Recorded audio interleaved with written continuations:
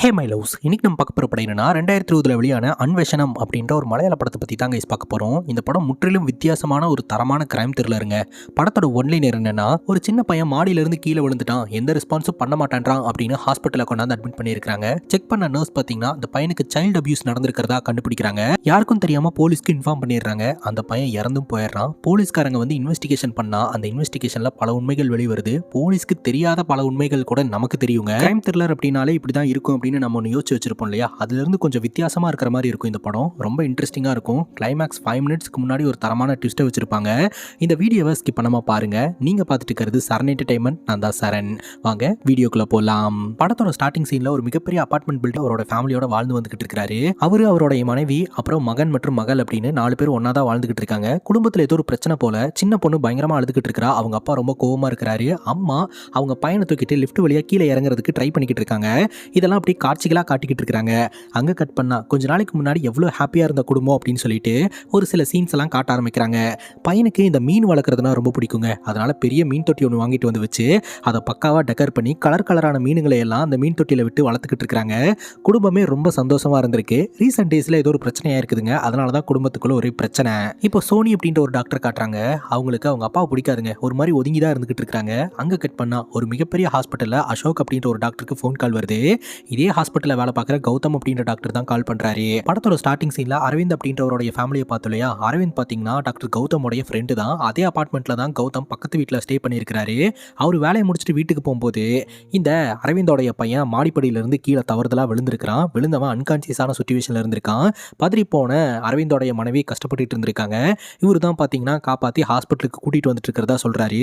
இந்த doctor Ashok bleeding ஆகுதா அப்படின்னு கேட்க ப்ளீடிங் ஆகல அப்படின்றாரு.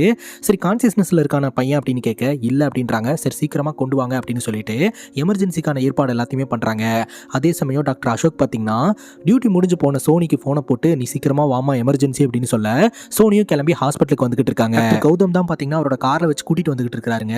இப்படி ஒரு இன்சிடென்ட் நடந்துருச்சு அப்படின்ற விஷயம் இந்த அரவிந்துக்கு தெரியவே தெரியாதுங்க. நம்ம அரவிந்தோடைய மனைவி பையனை வச்சுக்கிட்டு பயங்கரமா அழுதுகிட்டு இருக்காங்க. அவன் எந்த ரெஸ்பான்ஸுமே பண்ண மாட்டான்றான். மகளும் பாத்தீங்கன்னா பயங்கரமா அழுதுகிட்டு இருக்கா. ஃபைனலி இவங்க ஹாஸ்பிட்டலில் கொண்டாந்து சேர்த்துறாங்க. ஒரு ஸ்ட்ரெச்சர்ல வச்சு பையனை எமர்ஜென்சி வார்டுக்கு எடுத்துட்டு போறாங்க. எந்த ஒரு ரெஸ்பான்ஸுமே இல்லாம அப்படியே படுத்து கிடக்குறான். அங்க கட் பண்ணா இந்த ஊருடைய போலீஸ் ஸ்டேஷனை காட்டுறாங்க. அந்த போலீஸ் ஸ்டேஷன்ல நீண்ட நாட்களாவே எலக்ட்ரிக்கல் பிரச்சனை இருந்துட்டு இருக்குங்க. அந்த பிரச்சனையை நானே சால்வ் பண்றேன் அப்படின்னு சொல்லிட்டு இப்போதைக்கு இந்த ஸ்டேஷன் இன்ஸ்பெக்டர் அல்போன்ஸே பாத்தீங்கன்னா ஃபியூஸ் எல்லாம் போட்டு ரெடி பண்ணிடுறாரு. ரொம்ப பழைய ஸ்டேஷன் அப்படின்றதுனால ஒயரிங் பிரச்சனை இருக்கு சார், அதனாலதான் அடிக்கடி இந்த ப்ராப்ளம் வருது அப்படின்னு அங்க இருக்கிறவங்க சொல்லிக்கிட்டு இருக்காங்க. அந்த நேரம் பார்த்து ஸ்டேஷனுக்கு உயர் அதிகாரி வந்திருக்காங்க. அவங்களுடைய பேர் லதா. இப்போ இவங்க பிரெக்னெண்டா இருந்துட்டு இருக்காங்க. வந்த உடனே இவங்களுடைய ரிப்போர்ட்ஸ், இவங்க என்னென்ன வேலை பார்க்கறாங்க அப்படின்றது எல்லாத்தையுமே செக் பண்ணிட்டு இருக்காங்க. இன்னைக்கு என்ன கேஸ் வந்திருக்கு அப்படின்னு கேட்கும்போது அப்பதான் அல்போன்ஸ் சொல்றாரு, ஹாஸ்பிட்டல்ல இருந்து கால் வந்துச்சு மேடம். யார் கால் பண்ணாங்கன்னே தெரியல. அந்த ஹாஸ்பிட்டல் அட்மிட் ஆயிருக்கிற ஒரு சின்ன பையனுக்கு சைல்டு அபியூஸ் நடந்திருக்கிறதாகவும் அதை ஹாஸ்பிட்டல் நிர்வாகம் மறைக்க பார்க்கறதாகவும் கம்ப்ளைண்ட். ஆனா யார் கால் பண்ணாங்கன்னு தெரியல. அந்த பையன் யார் அப்படின்றதும் தெரியல. போய் தான் இன்வெஸ்டிகேஷன் பண்ணணும் அப்படிங்கும்போது உடனே போய் இன்வெஸ்டிகேஷன் பண்ணுங்க. கூடவே ஒரு லேடி போலீஸ் ஆஃபீஸர் வச்சுக்கோங்க அப்படின்னு சொல்ல இந்த ஸ்டேஷன்ல இருக்கிற 2 லேடி போலீஸ் ஆஃபீஸர்ல ஒருத்தங்க லீவு, இன்னொருத்தங்க டியூட்டி முடிச்சு போயிட்டாங்க. அவங்கள வேணா வர சொல்ற மேடம் அப்படிங்கும்போது இல்ல அவங்கள வர சொல்ல வேணாம், நானே இந்த கேஸ்க்குள்ள வரேன். இது குழந்தைங்க சம்பந்தப்பட்ட விஷயம் அப்படின்றதுனால யூனிஃபார்ம்லாம் வந்து ஹாஸ்பிட்டலுக்கு போவேனா, அன்யூனிஃபார்ம்ல போலாம் அப்படின்னு சொல்லிட்டு இவங்க எல்லாரும் ஹாஸ்பிட்டலுக்கு போறாங்க. இந்த ஹாஸ்பிட்டல் மேனேஜ்மெண்ட்ல குமார் அப்படின்னு ஒருத்தர் இருக்காருங்க. அவர்கிட்ட போயிட்டு இன்னைக்கு அட்மிட் ஆன குழந்தைங்களோட லிஸ்ட் வேணும் அப்படின்னு கேட்க அவரும் எடுத்து கொடுக்குறாரு. ஈவினிங் பாத்தீங்கன்னா ஸ்கூல் பஸ் ஒன்று ஆக்சிடென்ட் ஆயிருக்கு. அதுல அடிப்பட்ட குழந்தைங்களோட பேருங்க தாங்க அதுல இருக்குது. ஸோ அவங்களுக்கு எல்லாம் ட்ரீட்மெண்ட் நடந்துகிட்டு இருக்கிறதா வந்து இவர் சொல்றாரு. என்ன விஷயமா வந்திருக்கீங்க மேடம் அப்படின்னு கேட்க அப்பதான் நம்ம லதா சொல்றாங்க, சைல்டு அபியூஸ் கேஸ் ஒன்று உங்க ஹாஸ்பிட்டல்ல ரெஜிஸ்டர் ஆயிருக்கு. அது உங்க ஹாஸ்பிட்டல் மேனேஜ்மெண்ட் மறைக்கிறதா எங்களுக்கு கம்ப்ளைண்ட் வந்திருக்கு அப்படிங்கும்போது அப்படிலாம் கிடையாது மேடம், அந்த மாதிரிலாம் நாங்கள் பண்ண மாட்டோம், கண்டிப்பாக இன்ஃபார்ம் பண்ணிடுவோம். மேபி எனக்கு தெரியாமல் கூட இந்த மாதிரி ஒரு கேஸ் ரெஜிஸ்டர் ஆயிருக்கலாம், இருங்க கன்ஃபார்ம் பண்ணிக்கலாம் அப்படின்னு டாக்டர் சோனியை உள்ள வர சொல்லி இந்த மாதிரி கேஸ் ஏதாவது ரெஜிஸ்டர் ஆயிருக்கா அப்படின்னு கேட்க சோனி அப்படியே தாங்கிட்டு இல்லை அப்படின்னு சொல்லிடுறாங்க. பார்த்தீங்களா எனக்கு தெரியாமல் கூட ரெஜிஸ்டர் ஆகலை அப்படின்னு சொல்லி பேசிட்டு இருக்கும்போதே சோனி பார்த்தீங்கன்னா எனக்கு எமர்ஜென்சியில் ஒர்க் இருக்கு டாக்டர், நான் கிளம்புறேன் அப்படின்னு சொல்ல நீங்கள் போங்க அப்படின்ற மாதிரி சொல்லிடுறாங்க. சோனி வெளியே வரும்போதே ஒரு விஷயத்தை யோசனை பண்ணிட்டே வராங்க. அது என்ன அப்படின்றத நம்ம கிட்ட காட்ட ஆரம்பிக்கிறாங்க. பார்த்தீங்கன்னா ஸ்டெப்ல தடுக்கி விட்டு கீழே விழுந்து அவனுக்கு அடிபட்டு ஹாஸ்பிட்டலில் கொண்டாந்து அட்மிட் பண்ணி இருந்திருக்காங்க. அவன் அன்கான்சியஸான சூழ்நிலையில் இருந்திருக்கான். டாக்டர் அசோக் இருக்கிறார் இல்லையா, அவரு டாக்டர் கௌதமோடைய க்ளோஸ் ஃப்ரெண்டுங்க. டாக்டர் கௌதமோடைய க்ளோஸ் ஃப்ரெண்டு தான் அரவிந்த். ஸோ ஃப்ரெண்டோட பையன் அப்படின்றதுனால அசோக் பார்த்தீங்கன்னா கொஞ்சம் தீவிரமாகவே சிகிச்சை அளிக்க ஆரம்பிக்கிறாரு. அப்போ சோனி பார்த்தீங்கன்னா பையனோட ட்ரெஸ் எல்லாம் ரிமூவ் பண்ணி உடம்ப செக் பண்ணும்போது தான் இவங்க சஸ்பீசியஸான ஒரு விஷயத்தை கவனிக்கிறாங்க. ஒரு பையன் கீழே விழுந்தானா இப்படியே அடிபடும், ஆனால் இந்த பையனை போட்டு அடிச்சு துன்புறுத்துற மாதிரி இருக்கே அப்படின்னு சொல்லிட்டு டாக்டர் அசோக் கிட்ட போயிட்டு இந்த பையனுக்கு சைல்டு அபியூஸ் நடந்திருக்கு டாக்டர் அப்படின்னு சொல்ல, இல்லை அப்படியெல்லாம் இருக்காது, அந்த பையன் கீழே விழுந்ததுனால தான் இப்படி நடந்திருக்கு, ஃப்ரெண்டோட பையன், அந்த ஃபேமிலி இப்படிலாம் கிடையாது எனக்கு தெரியும் அப்படின்ற மாதிரி டாக்டர் அசோக் சொல்லியிருந்திருக்கிறாங்க. இதெல்லாம் வச்சு தான் பார்த்தீங்கன்னா சோனி வந்து இந்த மாதிரி ஒரு பையனுக்கு சைல்டு அபியூஸ் நடந்திருக்கு, அதை ஹாஸ்பிட்டல் நிர்வாகம் ஃப்ரெண்டு அப்படின்ற ஒரு காரணத்துக்காக மறைக்க பார்க்குது அப்படின்ட்டு உடனடியாக போலீஸ்க்கு இன்ஃபார்ம் பண்ணியிருந்திருக்கிறாங்க. ஆனால் சோனி தான் இன்ஃபார்ம் பண்ணியிருக்காங்க அப்படின்னு தெரிஞ்சதுன்னா சோனியோட வேலைக்கு ஆப்பிடிச்சிருவாங்க இல்லையா, அதனால தான் யார் இன்ஃபார்ம் பண்ணுறாங்க அப்படின்னு தெரியாமல் மொட்டையா போலீஸ் ஸ்டேஷனுக்கு இன்ஃபார்ம் பண்ணியிருந்திருக்காங்க. இப்போ போலீஸ்காரங்க ஹாஸ்பிட்டலுக்கு வந்து விசாரிச்சதுல அந்த மாதிரி எந்த கேஸும் ரிஜிஸ்டர் ஆகலை அப்படின்ற மாதிரி சொல்லிட்டாங்க இல்லையா. கிளம்பலாம் அப்படின்ட்டு கிளம்பும் போது இன்ஸ்பெக்டர் அல்போன்ஸ் பார்த்தீங்கன்னா ஒரு விஷயத்தை கவனிக்கிறாருங்க. 4 குழந்தைங்க ஸ்கூல் வேன் ஆக்சிடென்ட்ல அட்மிட் ஆயிருந்திருக்காங்க. ஆனால் அந்த லிஸ்ட்டில் 5வது ஒரு பையன் பேரும் இருக்குது. அந்த பையனை பற்றி எதுவுமே அவங்க சொல்லவே இல்லை. ஒரு வாட்டி ரீஇன்வெஸ்டிகேஷன் பண்ணலான்ட்டு உள்ளே போய் கேட்கும்போது தான் இந்த நிர்வாகம் சொல்கிறாங்க, ஆக்சுவலாக இங்கே இருக்கிற ஒரு டாக்டரோட ரெஃபரன்ஸில் தான் அந்த பையன் வந்து அட்மிட் ஆனா, அதனால் உங்கள் இன்வெஸ்டிகேஷனுக்கு தேவையில்லைன்னு நினச்சிட்டு சொல்லலை அப்படின்ற மாதிரி சொல்கிறாங்க. அது எப்படி நீங்களே முடிவு பண்ணலாம், அந்த ரெஃபர் பண்ண கௌதம் அப்படின்ற டாக்டரை நாங்கள் மீட் பண்ணணும் விசாரிக்கணும் அப்படின்னு சொல்லும்போது அவர் கேஃப்டேரியாவில் தான் இருக்கிறாரு அப்படின்னு தெரிய வருதுங்க. அவரை மீட் பண்ணலான்னு போகும்போது லதா கூட இருக்கக்கூடிய ஒரு போலீஸ் ஆஃபீஸர், இந்த ஆளை எனக்கு தெரியும் மேடம், நான் கொஞ்ச நேரத்துக்கு முன்னாடி பார்த்தேன் அப்படிங்கும்போது, எப்போ எங்க அப்படின்னு சொல்லி கேட்கும்போது அப்பதான் அந்த போலீஸ் ஆஃபீஸர் சொல்றாரு, ஒரு ரூட்டை பிளாக் பண்ணி இருந்திருக்காங்க, அந்த வழியா எந்த வண்டியும் போக முடியாது அப்படின்னு சொல்லிட்டு போலீஸ்காரங்க எல்லாம் வழியை மாத்தி விட்டுட்டு இருந்திருக்காங்க. ஆனா அப்போ கௌதம் வந்து பயங்கரமா ஹார்ன் அடிச்சிட்டு இருந்திருக்காருங்க. சார் இந்த வழியா போக முடியாது அப்படின்னு சொல்லியும் எமர்ஜென்சி நான் போயே ஆகணும்னு சொல்லி பிரச்சனை பண்ணி அதுக்கப்புறம் அந்த டிராஃபிக் எல்லாம் இந்த போலீஸ்காரங்க கிளியர் பண்ணி கொடுத்துருந்துருக்காங்க. ஸோ அப்பவே எனக்கு இவர் மேல ஒரு டவுட் இருந்துட்டே இருந்தது, இருந்தாலும் எமர்ஜென்சி அப்படின்றதுனால விட்டுட்டேன் மேடம் அப்படின்ற மாதிரி இந்த போலீஸ் ஆஃபீஸர் சொல்றாருங்க. இப்போ அந்த நபர் தான் இங்க உட்காந்துக்கிட்டு இருக்காரு, எமர்ஜென்சின்னு ஹாஸ்பிட்டலுக்கு தான் வந்திருக்காங்க, அந்த பையன் தான் காருக்குள்ள இருந்திருக்கான். இப்போ கௌதம் விசாரிக்கிறதுக்காக போறாங்க. கௌதம் கிட்ட நீங்க எப்படி கரெக்டா இந்த பையனை கூட்டிட்டு வந்தீங்க, என்ன நடந்தது அப்படின்றத டீடைலா சொல்லுங்க அப்படிங்கும்போது அப்பதான் கௌதம் சொல்றாருங்க, கௌதமும் அரவிந்தும் பெஸ்ட் ஃப்ரெண்ட்ஸ் தான், அரவிந்த் ஃபேமிலியோட தங்கி இருக்கிறார் இல்லையா, அந்த அபார்ட்மெண்ட்ல தான் கௌதமும் ஸ்டே பண்ணியிருக்காரு. டியூட்டியை முடிச்சுட்டு வழக்கம் போல வீட்டுக்கு வந்திருக்காருங்க. அப்ப பாத்தீங்கன்னா ஸ்டெப்ல இந்த பையன் விழுந்து கிடந்திருக்கான். அதை பார்த்ததையும் ஒரு பயங்கர அதிர்ச்சிக்குள்ளா இருந்திருக்காரு. உடனே அரவிந்தோட மனைவி கிட்ட இன்ஃபார்ம் பண்ணிட்டு அந்த பையனை தூக்கிட்டு இவர் தாங்க ஹாஸ்பிட்டலுக்கு வந்திருக்காரு. அப்புறம் இந்த சின்ன பொண்ணு அழுதுகிட்டே இருந்திருக்கா, அவளுக்கு இங்க என்ன நடக்குதுன்னு கூட தெரியாது இல்லையா. கார்ல வரும்போதே பாத்தீங்கன்னா இந்த ஹாஸ்பிட்டல் இருக்கக்கூடிய அசோக் அப்படின்ற டாக்டர் கிட்ட இன்ஃபார்ம் பண்ணிட்டாரு, இந்த மாதிரி ஃப்ரெண்டோட பையன் மாடியில் தடிக்கி விட்டு கீழே விழுந்துட்டான், அவனுக்கு ஒரு எமர்ஜென்சி அப்படின்ட்டு. ஸோ அந்த பையன் ஹாஸ்பிட்டலுக்கு ரீச் ஆகிறதுக்கு முன்னாடியே அந்த பையனுக்கு தேவையான எல்லா விஷயத்தையுமே பக்காவாக ரெடி பண்ணிட்டாங்க. ஸோ ஹாஸ்பிட்டலுக்குள்ளே வந்த உடனே ட்ரீட்மெண்ட்டையும் தொடங்கிட்டாங்க. சரி அந்த பொண்ணு வந்து அழுதுகிட்டே இருக்கா அப்படின்னு சொல்லிட்டு அங்கே இருக்கக்கூடிய நர்ஸ் கிட்ட போயிட்டு இந்த பொண்ணை பார்த்துக்கோங்க, வேணுங்கிறத வாங்கி கொடுங்க அப்படின்ற மாதிரி நர்ஸ் கிட்ட இவர் ஒப்படைச்சிட்டு தான் சொல்கிறாரு. ஆனால் அரவிந்தோட மனைவி பார்த்தீங்கன்னா அழுதுகிட்டே உட்காந்துக்கிட்டு இருந்திருக்காங்க. அப்புறம் டாக்டர் கௌதம் தான் பார்த்தீங்கன்னா அரவிந்தோட மனைவியை வர சொல்லி, இது இன்சூரன்ஸ் பேப்பர்ஸ், இதெல்லாம் வந்து சைன் போடுங்க, ஃபார்மாலிட்டிக்காக தான், அப்போ தான் அடுத்தடுத்த விஷயத்தெல்லாம் அவங்க பார்ப்பாங்க அப்படிங்கும்போது இவங்களும் சைன் போட்டு கொடுத்துருந்துருக்காங்க. அதுக்கப்புறம் உடனே நீங்கள் வீட்டுக்கு இன்ஃபார்ம் பண்ணிடுங்க அப்படின்னு சொல்லவும் அதுக்கப்புறம் தான் பார்த்தீங்கன்னா அரவிந்துக்கே இன்ஃபார்ம் பண்ணியிருந்திருக்காங்க. அரவிந்த் பார்த்தீங்கன்னா ஹாஸ்பிட்டலுக்கு வந்திருந்திருக்காரு.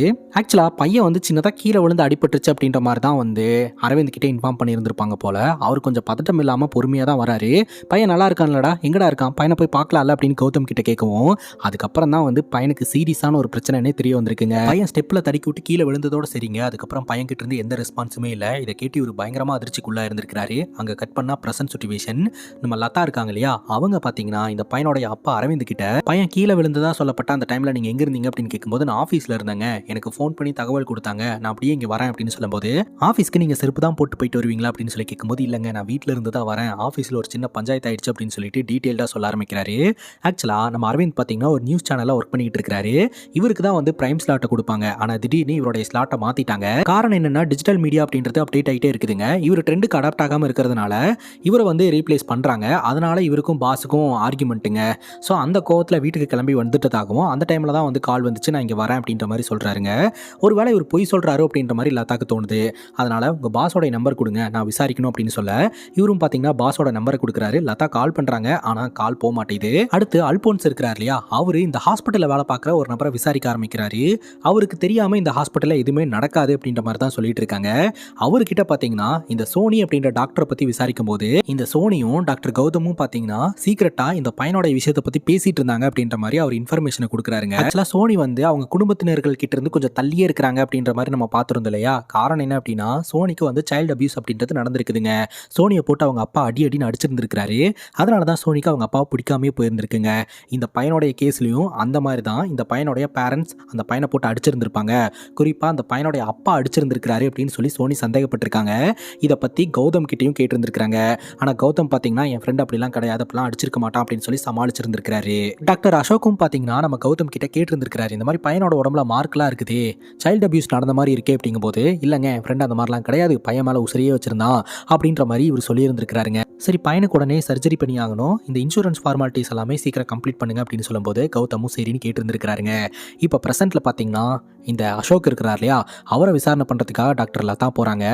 எப்போ இன்சிடென்ட் நடந்தது அப்படின்னு சொல்லி கேட்கும்போது அப்போ தான் கதையை சொல்ல ஆரம்பிக்கிறாங்க. ஆக்சுவலாக பையன் உயிரோடையே இல்லைங்க, பையனுக்கு ட்ரீட்மெண்ட் நடந்துகிட்டு இருந்திருக்குது. அந்த டைமில் திடீர்னு பையன் அப்நார்மலாக இருந்திருக்கிறான். பையனுடைய அம்மா கவிதா பார்த்தீங்கன்னா சோனி கிட்ட வந்து பையன் அப்நார்மலாக பிஹேவ் பண்ணுறான் வாங்க அப்படின்ற மாதிரி சொல்ல எல்லோரும் உடனடியாக அந்த இடத்துக்கு வந்திருக்காங்க. டாக்டர் அசோக்கும் அந்த இடத்துக்கு வந்திருக்கிறாரு. பையனுக்கு தீவிர சிகிச்சை அளிச்சிருந்திருக்காங்க. பட் சிகிச்சை பலனின்றி அவன் இறந்துட்டான். பையனுக்கு ஒன்றும் இல்லை, பையன் திரும்ப வந்துருவான் அப்படின்னு சொல்லிட்டு அதிக எதிர்பார்ப்போட குடும்பத்தோட அரவிந்த் வெளியே காத்துக்கிட்டு இருக்கிறாருங்க. கொஞ்ச நேரத்துக்கு அப்புறம் தான் தகவல் தெரிய வருது, பையன் இவங்களை விட்டு போயிட்டான் அப்படின்னு சொல்லிட்டு. பையனை பார்க்கறதுக்காக உள்ள நம்ம அரவிந்தோட மனைவி வராங்க. பையனை பார்த்ததுமே அதிர்ச்சி அடைஞ்சு அப்படியே கீழே விழுந்து இவங்க அன்கான்சியஸ் ஆயிடுறாங்க. உடனடியாக அரவிந்தோடைய மனைவியும் பார்த்தீங்கன்னா இதே ஹாஸ்பிட்டல் அட்மிட் பண்ணி அவங்களுக்கு ஒரு பக்கம் ட்ரீட்மெண்ட் நடந்துகிட்டு இருக்கு. அரவிந்த் மிகுந்த மன உளைச்சல் இருந்துட்டு இருக்கிறாருங்க. இப்போ எல்லோரோட கேள்வி என்ன அப்படின்னு பார்த்தீங்கன்னா, இந்த பையன் சாவறதுக்கு முன்னாடி இந்த பையனுக்கு சைல்டு அபியூஸ் நடந்திருக்கா இல்லையா, அவன் ஆக்சிடென்டலாக கீழே விழுந்தானா இல்லை அவனை யாரோ ஒருத்தவங்க பிடிச்சி தள்ளி விட்டுருக்காங்களா அப்படின்ட்டு. ஆக்சுவலாக இங்கே நடக்கிற விஷயத்தெல்லாம் பார்க்கும்போது போலீஸ்காரங்களுக்கு நிறைய டவுட் இருக்குங்க. ஏன்னா அரவிந்தோடைய வீடும் நம்ம கௌதமோடைய வீடும் பக்கத்தில் இருக்குது. அரவிந்த் வீட்டில் இல்லாத நேரமாக பார்த்து தான் இந்த சம்பவம் நடந்திருக்கு. மேபி அரவிந்தோடைய மனைவிக்கும் கௌதமுக்கும் ஏதாவது ரிலேஷன்ஷிப் இருந்து பையனுக்கு தெரிஞ்சு இந்த மாதிரி ஒரு சம்பவம் நடந்திருக்கலாமோ அப்படின்ற மாதிரி யோசனை பண்ண ஆரம்பிக்கிறாங்க. அதே சமயம் இது ஒரு விபத்து அப்படின்ற மாதிரி சொல்லி நம்ம லதானால கடந்து போக முடியலங்க. காரணம் என்ன அப்படின்னு பார்த்தீங்கன்னா, இவங்களெல்லாம் விசாரிச்சதுல இவங்க எல்லோரும் ஏதோ ஒரு விஷயத்த மறைக்கிறாங்களோ அப்படின்ற மாதிரி லதாக்கு உள்ளுணர்வு சொல்லிக்கிட்டே இருக்குது. இந்த பையனுடைய அம்மா அன்கான்சியஸான சுச்சுவேஷனில் இந்த ஹாஸ்பிட்டல் அட்மிட் ஆயிருக்காங்க. அவங்க கண்ணு முழிச்சு அவங்களோட பாயிண்ட் ஆஃப் வியூல என்ன நடந்தது அப்படின்றது சொன்னால் மட்டும்தான் மேற்கொண்டு இவங்களால இன்வெஸ்டிகேஷன் பண்ண முடியுங்க. அது மட்டும் இல்லாமல் சோனி தான் வந்து போலீஸ்க்கு கால் பண்ணி இன்ஃபார்ம் பண்ணியிருக்காங்க அப்படின்றத போலீஸ்காரங்க கண்டுபிடிச்சிட்டாங்க. ஆனால் இப்படி விசாரணை நடந்துட்டு இருக்கும்போது அவங்க தான் போலீஸ்க்கு இன்ஃபார்ம் பண்ணாங்கன்னு கடைசி வரைக்கும் சொல்லவே இல்லைங்க. அதனால போலீஸ்காரங்க அவங்கள டார்கெட் பண்ணி இன்வெஸ்டிகேஷன் பண்ண ஆரம்பிக்கிறாங்க. ஃபோனெல்லாம் செக் பண்ணி இவங்க தான் கால் பண்ணியிருக்காங்க அப்படின்றத எவிடன்ஸோட காட்டும்போது சோனி சொல்கிறாங்க, அந்த பையனை கொண்டு வந்து ஹாஸ்பிட்டல் அட்மிட் பண்ணும்போது அந்த பையனோட உடம்புல இருக்கிற விஷயத்தையெல்லாம் பார்த்து சைல்டு அபியூஸ் நடந்திருக்குன்னு எனக்கு தோணுச்சு, அதனால நான் போலீஸ்க்கு இன்ஃபார்ம் பண்ணிட்டேன். அதுக்கப்புறம் டாக்டர்ஸ் கிட்டலாம் டிஸ்கஸ் பண்ணும்போது அது சைல்டு அபியூஸ் கிடையாது, அவன் கீழே விழுந்ததுனால ஏற்பட்டது அப்படின்ற மாதிரி சொன்னாங்க. நான் தான் மிஸ்டேக் பண்ணிட்டேன் அப்படின்றத அதுக்கப்புறம் தான் ரியலைஸ் பண்ணேன் அப்படின்ற மாதிரி சோனி சொல்கிறாங்க. அதுக்கப்புறம் போலீஸ்காரங்களும் இவங்களை விட்டுறாங்க. அப்போ தாங்க இன்னொரு தகவல் தெரிய வருது, இந்த பையனுடைய அம்மா வந்து இப்போ கான்சியஸ்னஸ்க்கு வந்துட்டாங்க அப்படின்னு சொல்லிட்டு. உடனே நம்ம கவிதா கிட்ட விசாரணை பண்ணலாம் அப்படின்னு சொல்லிட்டு எல்லோருமே போகிறாங்க. அப்போ தான் கவிதா என்ன நடந்தது அப்படின்னு டீட்டெயிலாக இவங்களோட விஷயம் சொல்ல ஆரம்பிக்கிறாங்க. கவிதா வீட்டில் சமையல் வேலை பார்த்துக்கிட்டு இருக்கும்போது பையன் விழுந்துட்ட மாதிரி சவுண்டு கேட்டுருக்குது. வந்து பார்த்தா இவன் படிக்கட்டில் தடுக்கி கீழே விழுந்திருக்காங்க. அன்கான்சியஸான சுச்சுவேஷனில் இருந்திருக்கான். இவனை எழுப்புறதுக்கு முயற்சி பண்ணியிருக்காங்க, இவன் எழுந்திருக்கவே இல்லை. உடனே லிஃப்ட் வழியாக ஹாஸ்பிட்டல் போகிறதுக்கு ட்ரை பண்ணியிருக்காங்க. லிஃப்ட் சரியான டைமுக்கு வரல அப்படின்ட்டு ஸ்டெப்பு வழியாகவே ரொம்ப வேகமாக கீழே இறங்கி வந்திருக்காங்க. அப்போ தான் பார்த்தீங்கன்னா கௌதம் வந்து டியூட்டி முடிச்சுட்டு பார்க்கிங்க்கு வந்திருக்கிறாரு. கௌதம் கிட்ட இந்த விஷயத்த சொல்லவும் உடனே எல்லோரும் ஒன்றா காரில் இங்கே வந்துட்டு தான் வந்து நம்ம கவிதா சொல்கிறாங்க. ஆனால் கௌதமோட விஷனில் கௌதம் தான் ஃபஸ்ட்டு இந்த பையனை பார்த்த மாதிரி இருக்குது. ஆனால் இவங்களோட விஷனில் இவங்க தான் பையனை பார்த்து கூட்டிகிட்டு வந்து பார்க்கிங் லாட்டில் வச்சு தான் கௌதமை மீட் பண்ணதான் வந்து கவிதா சொல்கிறாங்க. ஸோ ரெண்டு பேர்த்தோட விஷன்லையும் மிஸ் மேட்ச் அப்படின்றது இருக்குது. அது மட்டும் இல்லாமல் இப்போது இந்த பையனுடைய அப்பா மேலே எனக்கு கொஞ்சம் டவுட் இருக்குது அப்படின்ற மாதிரி நம்ம லதா பார்த்தீங்கன்னா பையனோடைய அப்பா உட்கார வச்சு பையனோட உடம்புல இந்த மாதிரி அடித்ததற்கான மார்க்லாம் இருக்குது. ஸோ உங்கள் பையனை எதுக்காக சைல்டு அபியூஸ் பண்ணீங்க அப்படின்ற மாதிரி கேள்வி கேட்க ஆரம்பிக்கிறாங்க. அப்போ தான் அரவிந்தோட விஷனில் எதுக்காக அவங்க பையனை இவர் அடிச்சார் அப்படின்றதுக்கான காரணத்தை சொல்ல ஆரம்பிக்கிறாருங்க. இவர் பயங்கர ஒர்க் டென்ஷனில் இருந்திருக்கிறாருங்க. அப்போ தான் ஸ்கூல்லேருந்து கால் வந்திருக்கு. இவரும் ஸ்கூலுக்கு போனால் பிரின்சிபல் பார்த்தீங்கன்னா அரவிந்தை பிடிச்சி கண்டபடி திட்டியிருக்கிறாங்க. ஏன்னா அரவிந்தோடைய பையன் பார்த்தீங்கன்னா ஒரு பையனை அடித்து மண்டை ஓப்பன் ஆகி அவனுக்கு ட்ரீட்மெண்ட்லாம் பார்த்துருந்துருக்காங்க. என்னங்க அவங்க பையன் ஸ்கூலுக்கு படிக்க வரானா இல்லை ரவுடித்தனம் பண்ணுறதுக்கு வரானா, இதை பார்க்கும்போது உங்களோட பேரண்டிங் தான் சரியில்லை, பையனை ஒழுங்காகவே வளர்க்கல அப்படின்னு சொல்லிட்டு அரவிந்தை பிடிச்சி பிரின்சிபல் பயங்கரமாக திட்டி இருந்திருக்காங்க. பயங்கர கோவத்தோட அரவிந்த் வீட்டுக்கு வந்த உடனே பையனை போட்டு அடின்னு அடிச்சிருந்திருக்காரு. ஆனால் அதுக்கப்புறம் பார்த்தீங்கன்னா பையன் ஒழுக்கமாக இருக்க ஆரம்பிச்சிருந்திருக்கான். எந்த பிரச்சனையும் பண்ணுறது கிடையாது, பர்ஃபார்மன்ஸ்லாம் பண்ண ஆரம்பிச்சிருந்திருக்கான். அப்பனுக்கும் அவனுக்கும் இடையில இருந்த பிரச்சனை வந்து சால்வ் ஆயிடுச்சு. எல்லாம் நல்லபடியாக தான் போயிட்டு இருந்திருக்குது. அப்புறம் அன்னைக்கு பாஸ்கோட ப்ராப்ளம் ஆயிருக்கு. வீட்டுக்கு வந்து பார்க்கும்போது வீட்டில் யாருமே காணோம். அப்போ தான் பார்த்தீங்கன்னா இந்த மாதிரி விஷயம் தெரிய வருது, பையன் ஸ்டெப்பில் இருந்து கீழே விழுந்துட்டான் அப்படின்னு சொல்லிட்டு. அதுக்கப்புறம் தான் இவர் ஹாஸ்பிட்டலுக்கு வந்ததாக சொல்கிறாரு. நீங்கள் கேட்குற கேள்வியெல்லாம் பார்த்தா நானே என் பையனை பிடிச்சி தள்ளி விட்டு சாவடிச்ச மாதிரி பேசிகிட்டு இருக்கீங்க அப்படின்ற மாதிரி ஆர்குமெண்ட்டுங்க. அப்போ தான் இன்னொரு விஷயம் நம்ம கிட்ட காட்ட ஆரம்பிக்கிறாங்க. ஆக்சுவலாக இந்த பையனை கொண்டு வந்து ஹாஸ்பிட்டல் அட்மிட் பண்ணாங்க இல்லையா, சோனி வந்து அந்த பையனோட உடம்புல இருக்கக்கூடிய மார்க்கெல்லாம் பார்த்துட்டு இந்த பையனுக்கு சைல்டு அபியூஸ் நடந்திருக்கு, போலீஸ்க்கு இன்ஃபார்ம் பண்ணணும் அப்படின்னு சொல்லிட்டு யாருக்கும் தெரியாமல் போலீஸ்க்கு இன்ஃபார்ம் பண்ணிட்டாங்க. அதே சமயம் இந்த பையனோட அம்மா கவிதா உள்ள வரும்போது நீங்கள் எதுக்கும் கவலைப்படாதீங்க, போலீஸ் வருவாங்க, கேட்குற கேள்விக்கெல்லாம் கரெக்டாக பதில் சொல்லுங்கள், கண்டிப்பாக குற்றவாளிக்கு தண்டனை கிடைக்கும், உங்கள் புருஷன் ஜெயிலுக்கு போயிடுவான் அப்படின்னு சொல்லும்போது, என் புருஷன் ஜெயிலுக்கு போகணுமா, என்னமா பேசிகிட்டு இருக்க நீ அப்படின்னு சொல்லி கேட்கும்போது, ஆமாம் உங்கள் பையன் அடித்ததுனால தானே இந்த மாதிரிலாம் நடந்தது, உங்கள் புருஷனை காப்பாற்றணும்னு நினைக்காதீங்க அப்படிங்கும்போது, என்னமா நீ பேசிகிட்டு இருக்க, பையன் கீழே விழும்போது வீட்டில் என் புருஷன் இல்லவே இல்லை அப்படின்ற மாதிரி சொல்லிட்டு பையனை பையனை பார்த்து அழுவ ஆரம்பிச்சிருந்திருக்காங்க. அப்போ தான் சோனிக்கு தெரிஞ்சிருக்கு, ஓகே நம்ம தான் தப்பாக மிஸ் அண்டர்ஸ்டாண்ட் பண்ணிட்டோம், நம்ம வாழ்க்கையில் நடந்த விஷயத்த இந்த பையனோட வாழ்க்கை கூட கனெக்ட் பண்ணிட்டோம் அப்படின்ட்டு போலீஸ் கால் பண்ணி இவங்களை வர சொல்ல வேணான்னு நினைக்கும் போது கரெக்டாக பையன் வந்து ஒரு மாதிரி அப்நார்மலாக பிஹேவ் பண்ண ஆரம்பிச்சிருந்திருக்கிறான். அதுக்கப்புறம் தான் பையன் இறந்து போய் பையனை பார்க்கறதுக்காக வந்து கவிதாவும் அப்படியே மயக்கம் போட்டு விழுந்து அவங்கள இதே ஹாஸ்பிட்டலில் அட்மிட் பண்ணியிருந்திருக்காங்க. இந்த சம்பவம்லாம் நடந்து முடியும் போது சோனி பார்த்தீங்கன்னா மறுபடியும் போலீஸ்க்கு கால் பண்ணி அவங்கள வர வேணான்னு சொல்கிறதுக்கு சொல்லும் போது அட்டன் பண்ண போலீஸ் ஆஃபீஸர் பேச விடாமல் திட்டி விட்டுறாரு. ஏமா ஃபஸ்ட்டு கால் பண்ணி இன்ஃபார்ம் பண்ணியே கொஞ்சம் டீட்டெயில்டாக சொல்லியிருக்கலாம்ல, இப்போது போலீஸ்காரங்களாம் இன்வெஸ்டிகேஷன் பண்ணுறதுக்காக ஹாஸ்பிட்டலுக்கு வராங்க, நீ நேரடியாக அவங்கள மீட் பண்ணிக்க அப்படின்ட்டு அவர் ஃபோனை கட் பண்ணிடுறாரு. அச்சச்சோ இப்போ பெரிய பிரச்சனையாக போதே அப்படின்ற மாதிரி சோனிக்கு தெரிய வந்திருக்குங்க. தக்காளி அங்கே தாங்க ஒரு ட்விஸ்ட்டை வைக்கிறாங்க. கௌதம் அரவிந்தை உள்ளே கூப்பிட்டு ஒரு ஷாக்கிங்கான விஷயத்த சொல்ல போகிறேன், மனசை கல்லாக்கிட்டு கீழே உன் பையன் தடுக்கி விட்டு கீழே விழுந்து இந்த மாதிரி ஹாஸ்பிட்டலுக்கு வர கிடையாது, உன் பொண்டாட்டி கோவத்தில் உன் பையனை அடிச்சிட்டா, ஸோ அதில் கீழே விழுந்து தான் அவனுக்கு இந்த மாதிரி ஆயிடுச்சு. இந்த விஷயம் வெளியே தெரிஞ்சது அப்படின்னா உன் பொண்டாட்டி அரெஸ்ட் பண்ணிடுவாங்க, அதுக்கப்புறம் உன் பொண்ணு நீயும் தான் தனியாக கஷ்டப்படணும். அவன் விளையாடிட்டு இருக்கும்போது கீழே விழுந்து அடிபட்டுருச்சு, அதுக்கப்புறம் ட்ரீட்மெண்ட்டு பலனின்றி அவன் இறந்து போயிட்டான் அப்படின்ற மாதிரியே இந்த கேஸை க்ளோஸ் பண்ணிடலாம். உங்களுடைய வாழ்க்கையை மனசில் வச்சுட்டு தான் நான் இதை சொல்கிறேன், நான் சொல்கிறத கேளுங்க அப்படிங்கும் போது அரவிந்த் தான் மகன் தன்னை விட்டு போயிட்டான் அப்படின்ட்டு அழுவுறதா, பொண்டாட்டி இப்படி பண்ணிட்டாலேன்னு கோவப்படுறதா அப்படின்னு தெரியாமல் அழுதுகிட்டு இருக்கிறாருங்க. அப்போ தான் இவங்க எதிர்பாராத சம்பவம் நடந்துகிட்டு இருக்கு. ஏன்னா சோனி தான் ஸ்டார்டிங்லேயே வந்து சைல்டு அபியூஸ்னு கம்ப்ளைண்ட் ரெஜிஸ்டர் பண்ணிட்டாங்க. போலீஸ்காரங்க உள்ளே வந்து விசாரணை பண்ணிக்கிட்டு இருக்காங்க. ஆனால் இவன் ஸ்டெப்பில் கீழே விழுந்த மாதிரி எந்த ஒரு ஆதாரமே அவனோட உடம்புல இல்லை, ஒருத்தங்க அட்டாக் பண்ண மாதிரியான ஆதாரம் மட்டும்தான் இருக்குது.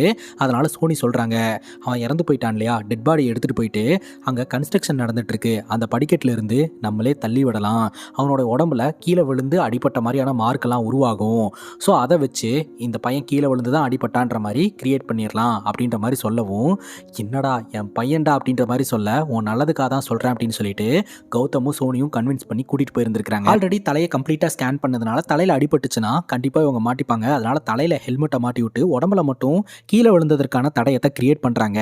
நம்ம அரவிந்தனால தாங்கிக்கவே முடியலங்க, ரொம்ப கஷ்டப்பட்டு ஃபீல் பண்ணி அந்த தடயத்தெல்லாம் கிரியேட் பண்ணிட்டு இவங்க லிஃப்ட் வழியாக வந்துகிட்டு இருக்கும்போது சோனி லிஃப்ட்டில் இருக்கக்கூடிய கேமராவை பார்த்து பயங்கர ஷாக் ஆகுறாங்க. ஸோ எல்லாத்தையும் செக் பண்ணிவிட்டு அந்த இடத்துக்கு கூட்டிகிட்டு போன சோனி லிஃப்ட்டில் இருக்கக்கூடிய கேமராவை பார்க்காம விட்டுட்டாங்க. கண்டிப்பாக ஃபுட்டேஜ் கிடச்சதுன்னா நம்ம மாட்டிப்போம் அப்படின்னு சொல்லிட்டு சோனி ஒரு பக்கம் பயப்பட ஆரம்பிக்கிறாங்க. அதுக்கப்புறம் நம்ம அரவிந்த் பார்த்தீங்கன்னா அவரோட மனைவி கிட்ட போயிட்டு, ஓகே நடந்துருச்சு, போலீஸ்காரங்க யாராவது வந்து இன்வெஸ்டிகேஷன் பண்ணினாங்க அப்படின்னா பையன் விளையாடிட்டு இருக்கும்போது கீழே விழுந்து இந்த மாதிரி ஆயிட்டான் அப்படின்ற மாதிரி சொல்லிடு ப்ளீஸ், நம்ம குழந்தையோட நன்மைக்காக தான் சொல்கிறேன் அப்படிங்கும்போது என் மேலே கோவமாக இருக்கீங்களா அப்படின்னு சொல்லிட்டு அவங்க ஒரு பக்கம் அழுவ ஆரம்பிக்கிறாங்க. நடந்து போச்சு, இனி நம்ம பொண்ணுக்காவது நம்ம இருந்து தான் ஆகணும், நம்ம பையன் நம்மளை விட்டு போயிட்டான் அப்படின்னு சொல்லிட்டு தான் பொண்டாட்டியை அரவிந்த் கன்வின்ஸ் பண்ணிக்கிட்டு இருக்கிறாருங்க. இவங்க உண்மையை மறைச்சதுனால தான் அரவிந்தோடைய மனைவி சொல்லக்கூடிய ஸ்டேட்மெண்ட்டும் நம்ம கௌதம் சொல்லக்கூடிய ஸ்டேட்மெண்ட்டும் மிஸ்மேட்ச் ஆகுதுங்க. ஆனால் அரவிந்தோடைய மனசு கேட்கவே மாட்டேதுங்க. நம்ம தப்பு பண்ணிக்கிட்டு இருக்கோம், அந்த தப்பை மறைக்கிறதுக்காக பொய்யெல்லாம் சொல்லிக்கிட்டு இருக்கோம், அதனால் வேணா அந்த குற்றத்தை நம்மளே ஒத்துக்கலாம் அப்படின்ற மாதிரி தாங்க அரவிந்தோடைய மனநலம் இருந்துகிட்ருக்கு. அப்போ தான் பார்த்தீங்கன்னா ஃபிரோஸ் அப்படின்னு இந்த டிபார்ட்மெண்ட்டுக்கு க்ளோஸாக இருக்கக்கூடிய ஒரு டாக்டர் வராங்க. ஸோ அந்த டாக்டரை வச்சு போஸ்ட்மார்ட்டம் பண்ணலாம் அப்படின்னு போலீஸ்காரங்க முடிவெடுக்கிறாங்க. ஏன்னா அவங்களுக்கு தான் டவுட் வந்துருச்சு இல்லையா. போஸ்ட்மார்ட்டம் பண்ணும்போது தான் இந்த டாக்டர் புதுசாக ஒரு ட்விஸ்ட்டை கண்டுபிடிக்கிறாருங்க. இந்த சமயத்தில் அரவிந்துக்கு மனசு கேட்காம லெட்டர் எழுத ஆரம்பிக்கிறாரு. இந்த மாதிரி இதுதாங்க நடந்தது, நான் தாங்க குற்றவாளி அப்படின்னு சொல்லிட்டு மொத்த ரெஸ்பான்சிபிலிட்டியும் அரவிந்த் ஏற்றுக்கிட்டு ஜெயிலுக்கு போகலாம் அப்படின்னு முடிவெடுக்கிறாரு. தான் பொண்டாட்டி வெளியே இருந்து தான் பொண்ணை பார்த்துக்கிட்டோம் அப்படின்ட்டு அந்த லெட்டரை எடுத்துட்டு கிட்ட போகும்போது அங்கே ஒரு ஆர்கியூமெண்ட் நடந்துக்கிட்டு இருக்கு. அது என்ன அப்படின்னு பார்த்தா, இந்த பையன் கீழே விழுந்து தலையில் அடிபட்டு ஒரு ரிப்போர்ட் எடுத்தாங்க இல்லையா, அந்த ரிப்போர்ட்டும் ஃபிரோஸ் அப்படின்ற டாக்டர் போஸ்ட்மார்ட்டம் பண்ணி ஒரு ரிப்போர்ட் எடுத்தார் இல்லையா, அந்த ரிப்போர்ட்டும் வேறையா வருது. விச் மீன்ஸ் இந்த ஹாஸ்பிட்டல் மேனேஜ்மெண்ட் ஏதோ ஒரு தப்பு பண்ணியிருக்கு அப்படின்றத ஃபிரோஸ் கண்டுபிடிக்கிறாருங்க. அதை விசாரிக்கும் போது தாங்க ஒரு ட்விஸ்டே தெரிய வருது. ஆக்சுவலாக இந்த பையனோடைய ரிப்போர்ட்டையும் இதே மாதிரி அட்மிட் ஆன இன்னொரு பையனோடைய ரிப்போர்ட்டையும் மாற்றி குழப்பத்தில் ட்ரீட்மெண்ட்டையே தப்பாக கொடுத்துருந்துருக்குறாங்க. ஸோ ட்ரீட்மெண்ட்டை தப்பாக கொடுத்ததுனால தான் இந்த பையன் இறந்து போயிருக்கிறான். ஆக்சுவலாக இந்த பையன் உயிரோட காப்பாற்றக்கூடிய நிலமையில தான் ஹாஸ்பிட்டலில் அட்மிட் செய்யப்பட்டிருந்துருக்கிறாங்க. இப்போ தான் அந்த தப்பை பண்ண அப்படின்னு சொல்லிட்டு லெட்டரை கொண்டாந்து போலீஸ்காரங்க கிட்ட கொடுக்கறதுக்காக அரவிந்த் வந்தார் இல்லையா, அங்கே நடக்கிற பஞ்சாயத்தெல்லாம் பார்த்து என் பையனுடைய சாவுக்கு காரணம் நீங்கள் தானா, உங்களோட தவறான ட்ரீட்மெண்ட்னால தான் என் பையன் இறந்து போனானா அப்படின்னு சொல்லிட்டு பயங்கரமாக சண்டை போட ஆரம்பிக்கிறாருங்க. ஆரம்பத்தில் இந்த ஹாஸ்பிட்டல் நிர்வாகம் கொஞ்சம் பணிஞ்சு பேசுகிறாங்க. ஒரு கட்டத்துக்கு மேலே எங்கள் மேலே கேஸ் கொடுத்துக்கோங்க, நாங்கள் பார்த்துக்குறோம், மறுபடியும் போஸ்ட்மார்ட்டம் பண்ணிக்கலாம் அப்படிங்கும்போது அரவிந்துக்கு கோவம் வந்துடுதுங்க. என் பையனை என்கிட்டயே கொடுத்துருங்க, எத்தனை மார்க் தான் என் பையனோட உடம்புல போடுவீங்க, நான் என் பையனை எடுத்துகிட்டு போயிடுறேன் அப்படின்ற மாதிரி சொல்லிடுறாருங்க. இருந்தாலும் இந்த ஹாஸ்பிட்டல் மேனேஜ்மெண்ட்டை போலீஸ்காரங்க விட்டுறதா இல்லை. இப்போ லிஃப்ட்டில் போயிட்டு இருக்கும்போதே நம்ம லதா யோசனை பண்ணிகிட்டே வந்துட்டு இருக்காங்க. ஃபிரோஸ் அப்படின்ற டாக்டர் என்ன யோசிக்கிறீங்க அப்படின்னு கேட்கும்போது எல்லாம் ஓகே, ஆனால் இந்த பையனோட குடும்பத்தினர்களை விசாரிக்கும் போது அவங்க வந்து ஏதோ முன்னுக்கு பின் முரணாவே பேசிக்கிட்டு இருக்காங்க. எனக்கு என்னமோ அந்த குடும்பத்து மேலே டவுட் இருக்குது, மறுபடியும் ரீஇன்வெஸ்டிகேஷன் பண்ணணும்னு நினைக்கிறேன் அப்படிங்கும்போது ஃபிரோஸ் சொல்கிறாரு, விடுங்க, அவங்களே அவங்க பையனை இழந்த துக்கத்தில் இருந்துட்டு இருக்காங்க, அவங்க பையனை போய் அவங்களே கொலை பண்ணுவாங்களா, விடுங்க பார்த்துக்கலாம் அப்படின்ற மாதிரி அவர் அட்வைஸ் பண்ணிடுறாரு. சரின்னு லதாவும் விட்டுறாங்க. அங்கே கட் பண்ணால் அன்றைக்கி என்ன நடந்தது அப்படின்றத நம்மக்கிட்ட இப்போ டீட்டெயில்டாக காட்ட ஆரம்பிக்கிறாங்க. இந்த பையன் இருக்கான் இல்லையா அச்சோ, வீட்டில் இருக்கக்கூடிய அவ்வளோ பெரிய மீன் தொட்டிக்குள்ளே தலையை விட்டுக்கிட்டு நான் மீன் கூட கம்யூனிகேட் பண்ணுறேன் அப்படின்னு விளையாட்டு பண்ணிக்கிட்டு இருந்திருக்கான். இதை பார்த்து அந்த பையனோடைய தங்கச்சி சிரிச்சுக்கிட்டு இருந்திருக்கா. இங்கே வா நான் உனக்கும் காட்டுறேன் அப்படின்னு சொல்லிட்டு அந்த மீன் தொட்டிக்குள்ளே தலையை விட்டு அமுக்கிட்டு இருந்திருக்காங்க. அந்த பொண்ணு பயத்தில் கத்திக்கிட்டு இருந்திருக்கு. சமையல் வேலை பார்த்துட்டு இருந்தா அரவிந்தோடைய மனைவி என்ன சவுண்டு கேட்குதுன்னு வெளியே வந்து பார்த்தா இவங்களுக்கு ஒரே அதிர்ச்சி. இந்த பையன் தங்கச்சியோடைய தலையை அந்த மீன் தொட்டிக்குள்ள போட்டு முக்கிட்டு இருக்கான். டென்ஷன் ஆகிட்டு அந்த பையனை 2 அடி அடிச்சுட்டு புள்ளையை தூக்கி வச்சுக்கிட்டு இப்படியாடா பண்ணுவேன் அப்படின்னு சொல்லி திட்டி இருந்திருக்காங்க. ஸோ இவனை வந்து திட்டாங்க அப்படின்னு சொல்லிட்டு இவனுக்கு ஒரு கோவங்க. அந்த கோவத்தில் என்ன பண்ணியிருக்கான்னா அந்த மீன் தொட்டியை பிடிச்சி தள்ளி விட்டுட்டான். அவ்வளோ பெரிய மீன் தொட்டி அப்படியே கீழே விழுந்து சல்லி சல்லியாக நொறுங்கிருச்சு. வீடு முழுக்க தண்ணி. என்னடா பண்ண அப்படின்னு சொல்லி கேட்கும்போது என்னை எதுக்காக திட்டினீங்க அடிச்சிங்க அப்படின்னு சொல்லிட்டு இவன் எதிர்த்து கேட்டு இருந்திருக்கிறான். எதிர்த்து பேசுவியா அப்படின்னு சொல்லிட்டு அவங்க அம்மா பலார்னு ஒரு அற விட்டு இருந்திருக்காங்க. அப்போது அப்படியே தண்ணி வலிக்கி விட்டு அங்கே இருக்கக்கூடிய திண்டில் போய் இவனோட தலை அடித்து அப்படியே அன்கான்சியஸ் ஆகிட்டான். அப்படி அன்கான்சியஸ் ஆன பையனை தான் வந்து இவங்க தூக்கிட்டு வந்திருந்திருக்கிறாங்க. பையனை உயிரோடு தான் ஹாஸ்பிட்டலுக்கு கொண்டு வந்திருக்கிறாங்க.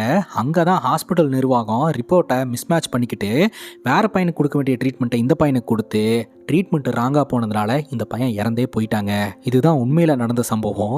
இத்தோட இந்த படம் முடியுது. ஆக்சுவலாக இந்த ஒரு பாயிண்ட்டை மட்டும் வச்சுக்கிட்டு இங்கிருந்து ஒரு பேய் படம் கூட எடுக்கலாம் போல். ஸோ இந்த படத்தை பற்றி நீங்கள் என்ன நினைக்கிறீங்க அப்படின்ற உங்களோட கருத்தை கமெண்ட் செக்ஷனில் பதிவு பண்ணுங்கள். இதே மாதிரி வேற ஒரு நல்ல வீடியோவில் வந்து சந்திக்கிறேன். Love you guys, take care and cheers.